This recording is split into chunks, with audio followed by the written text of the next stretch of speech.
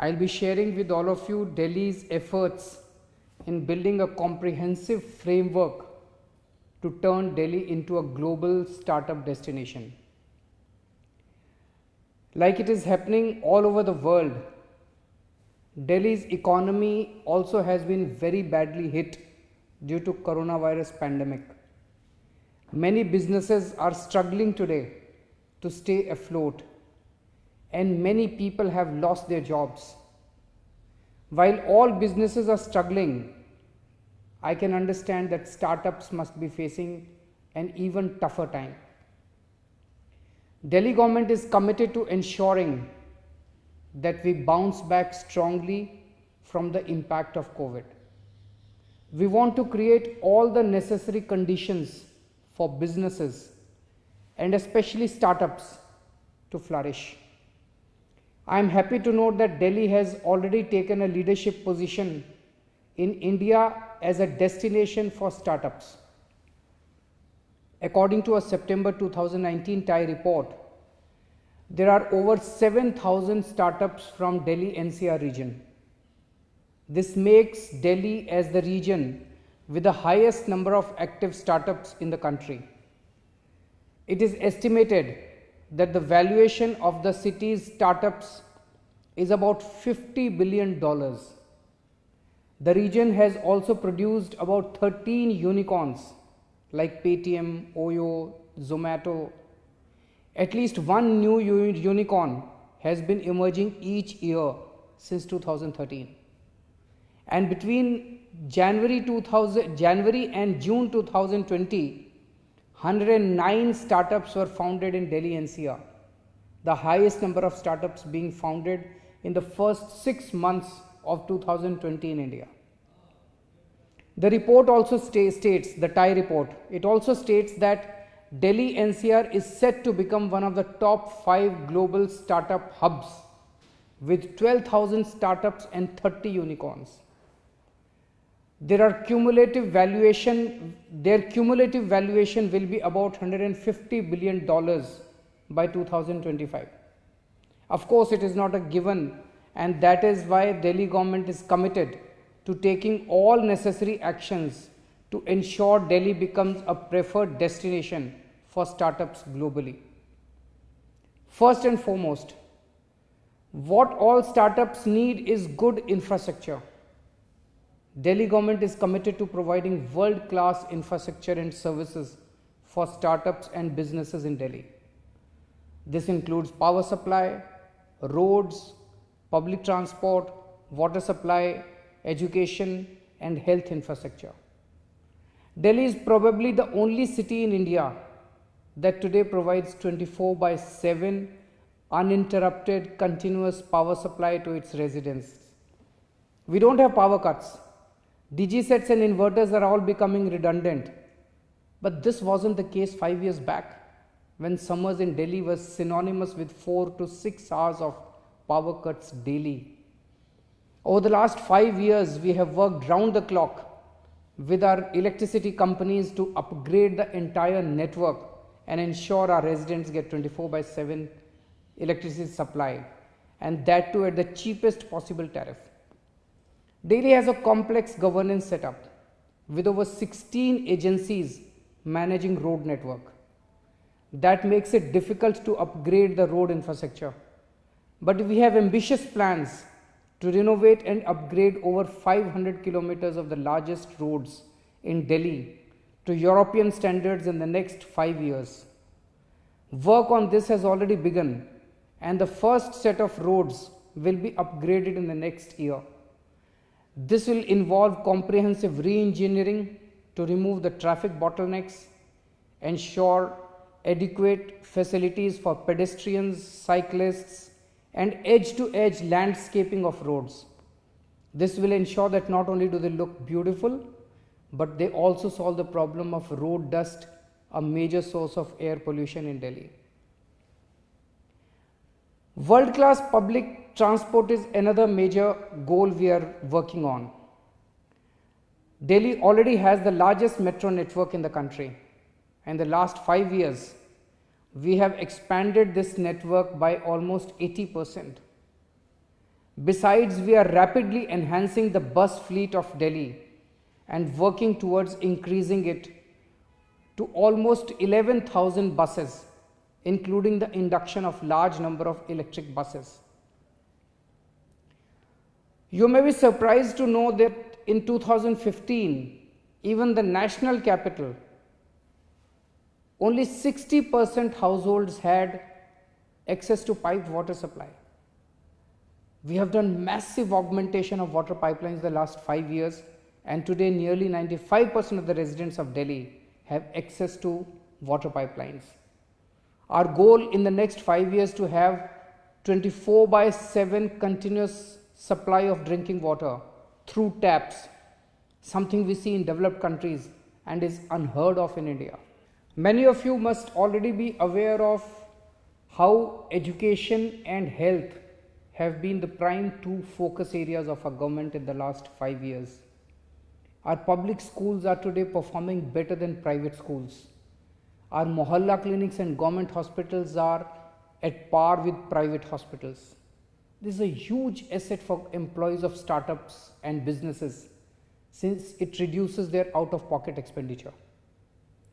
Apart from all this work that we are doing to provide world-class infrastructure, I know one of the historic constraints in Delhi has been access to affordable real estate for offices.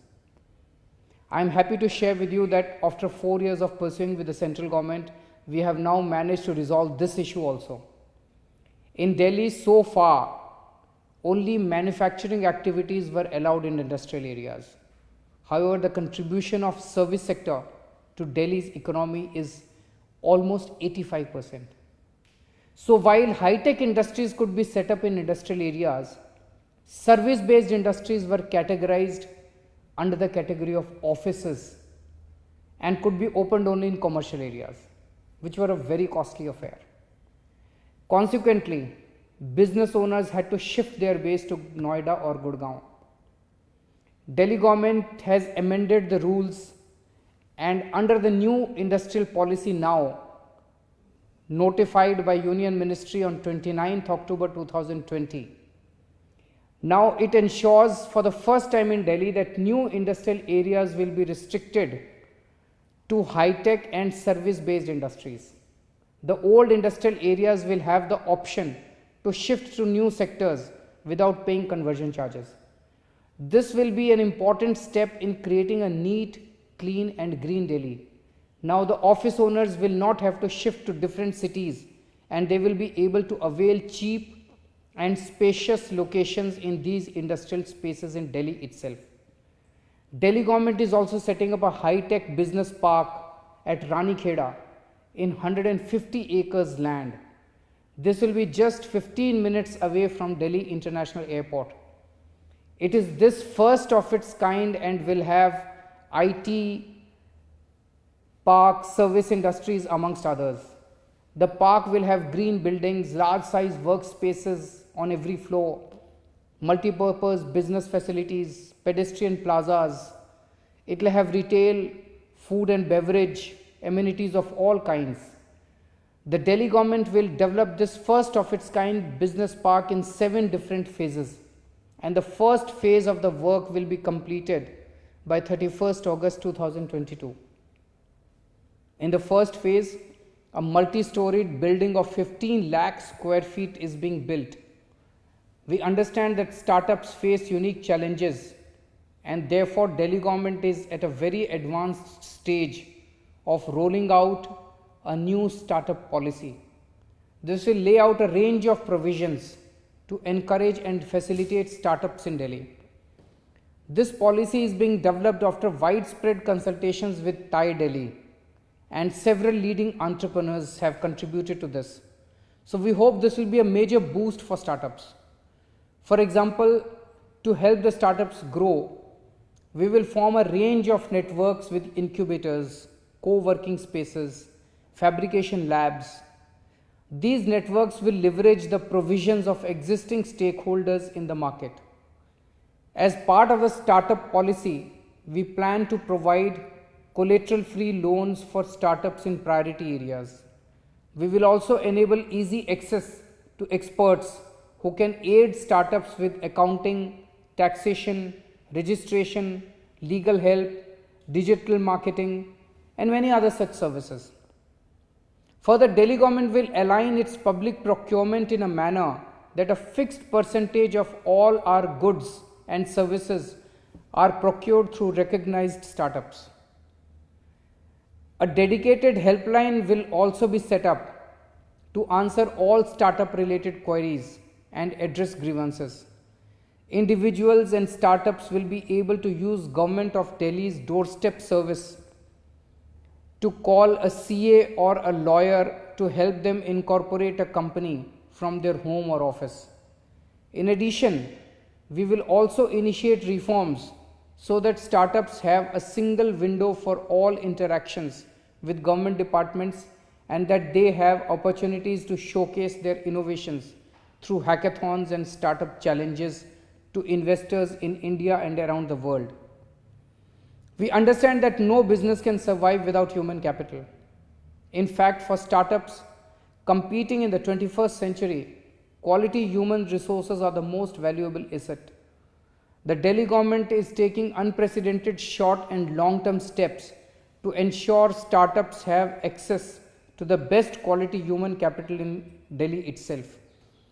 A breakthrough step in this is the introduction of entrepreneurship mindset curriculum in Delhi government schools. This entrepreneurship mindset curriculum was aimed at instilling an innovation mindset amongst the students at an early age. The idea was to enable them to take their ideas to the next stage while creating future job providers in the country rather than job seekers. Under this curriculum, each day, children from class 9 to class 12 in 1024 Delhi government schools spend 40 minutes picking up soft skills such as speaking with confidence, problem solving, and understanding how business works. Students are given 1000 rupees per student as seed money to enable them to develop their ideas. And they will get to keep it if their ideas grow into a money-making business. The program has gained rapid traction, having trained over 18,000 teachers in the EMC. 14,000 students have enrolled in the classes. The department is also in the process of engaging close to 17,000 entrepreneurs for classroom interactions with students from across the country. Last year, 4,000 entrepreneurs had interacted with our students and discussed their journey as entrepreneurs. Another step we have taken in the direction of ensuring the best quality of human resources is establishing the Delhi Skills and Entrepreneurship University. The purpose of establishing this university is to fix the existing gap in the country by upskilling students and readying future entrepreneurs of the country.